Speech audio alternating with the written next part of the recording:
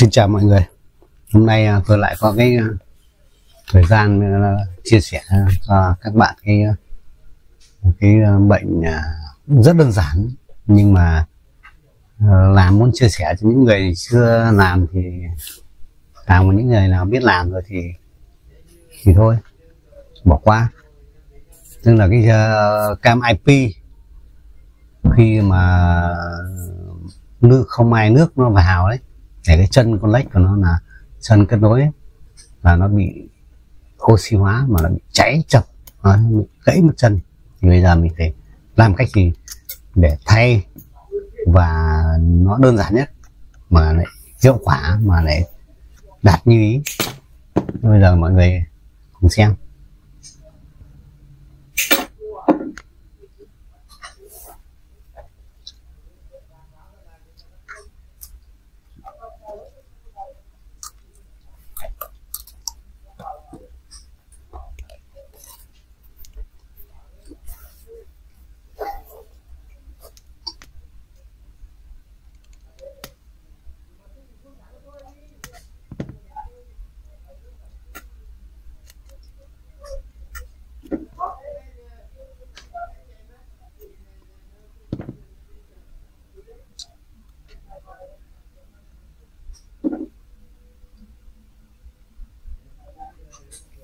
Dòng cam IP này nó gồm có 9 sợi dây.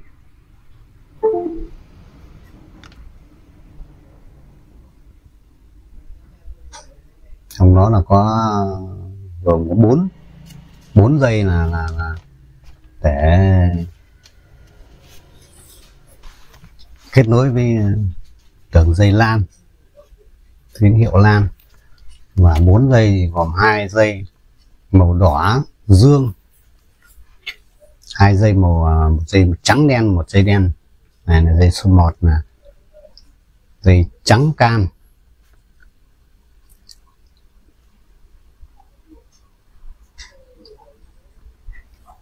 Dây số 2 là dây cam.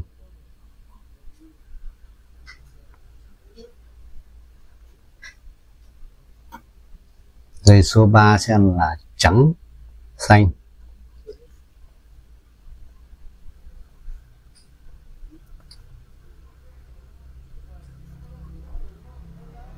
Dây số 4 màu đỏ, và số 5 cũng màu đỏ.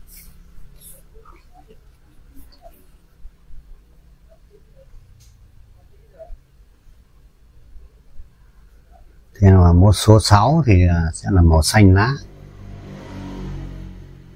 Đấy, nó cũng như như bình thường là 1, 2, 3, 6 là dây LAN, 4, 5 là dương, mà 7, 8 là âm.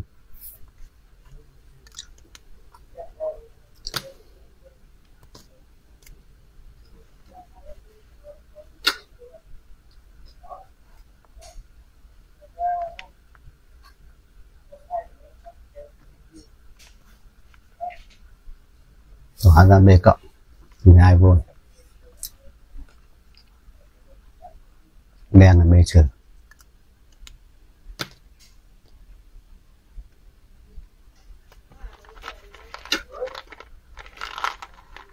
Thế còn cái dây số 9, tức là cái dây màu vàng, là trong cái này nó có một cái đèn led nó báo kết nối, thì chính là cái dây màu vàng ấy, ra cái đèn led đấy. Cái dây này mình có thể bỏ, thì là khi mình mình bấm dây mạng bình thường, bằng đầu bấm mạng bình thường nó có 8 chân. Đấy, còn một chân là số 9 là dư thì mình có thể cắt bỏ.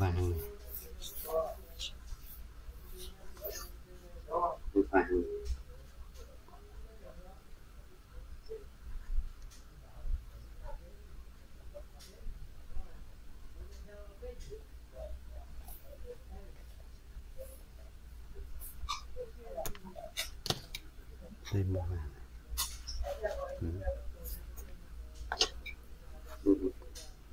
Bỏ.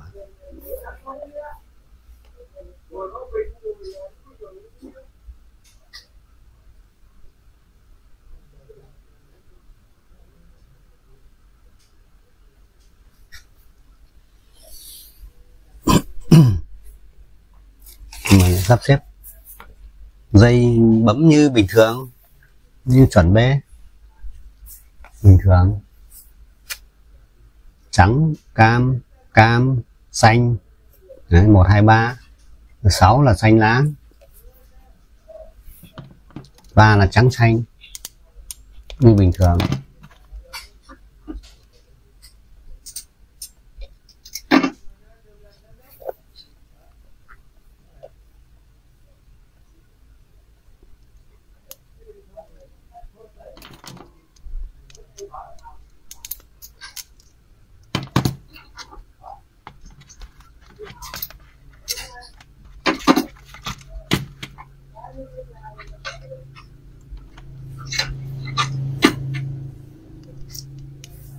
Cái dòng cam đời này nhé là nó đi dây nguồn và vào luôn đấy, cho nên là mình không cần phải tách ra một đầu dây riêng ra, mà sau khi bấm mạng là mình tách dây mạng, dây 8 lõi ra, dây 4 5 là dương và 7 8 là âm. Đấy, mình kèm làm một cái đầu nối xong rồi dùng keo nến bắn vào.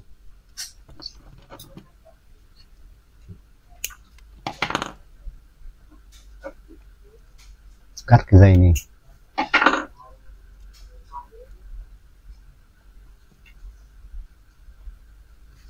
để dùng keo nến nhỏ vào để nó chống bị nước hoặc là ấm ướt nữa vào đấy lại làm phá hỏng.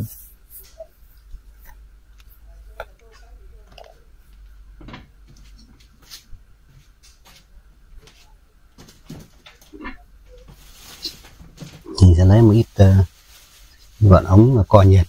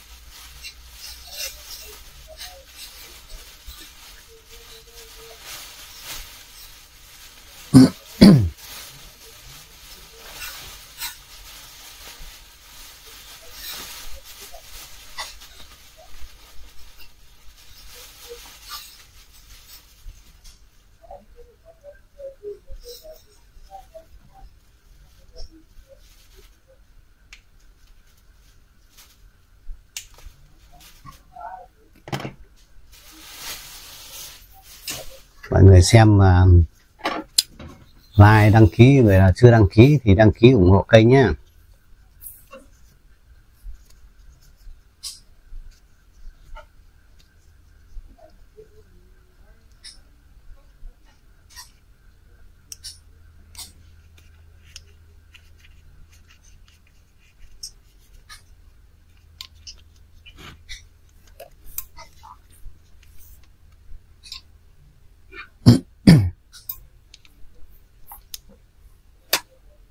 Đấy, cho keo nến là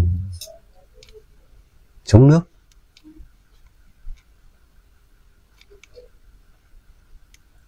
Hôm nay nước non nó có vào nó cũng đậm.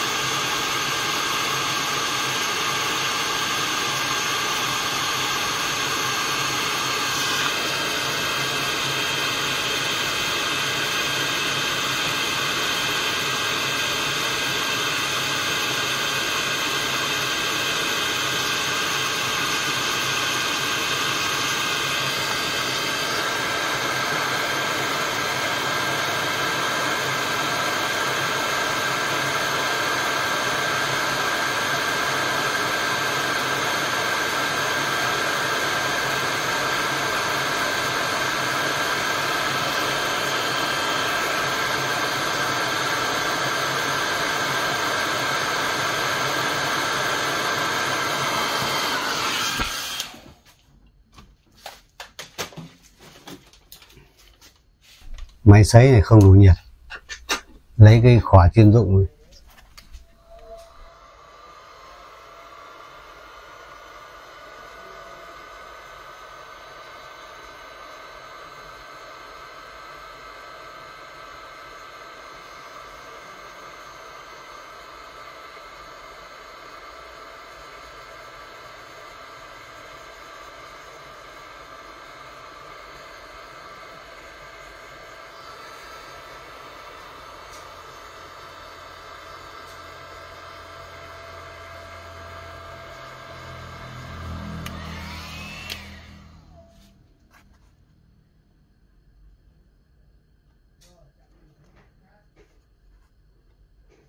Dùng máy sấy kia nhưng mà máy sấy kia không đủ nhiệt, phải dùng cái khóa này mới đủ nhiệt, qua vào nó mới đẹp.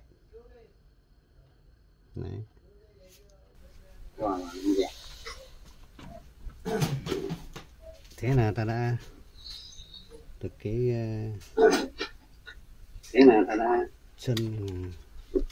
chân kết nối ngon lành.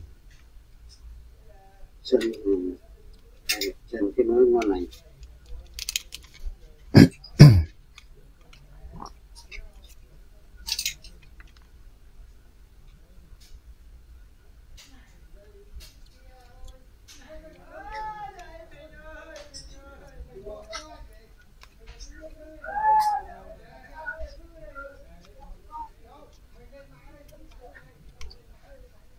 Mong mọi người xem và ủng hộ kênh nhé. Sang năm hy vọng mình có nhiều thời gian làm nhiều video hơn. Kết nối là ok. Kết nối là ok. Đó, xin chào các bạn. Thế là đã hoàn thành một cái chân kết nối của card IP khi bị nước làm vào làm hỏng hết. Chào tạm biệt.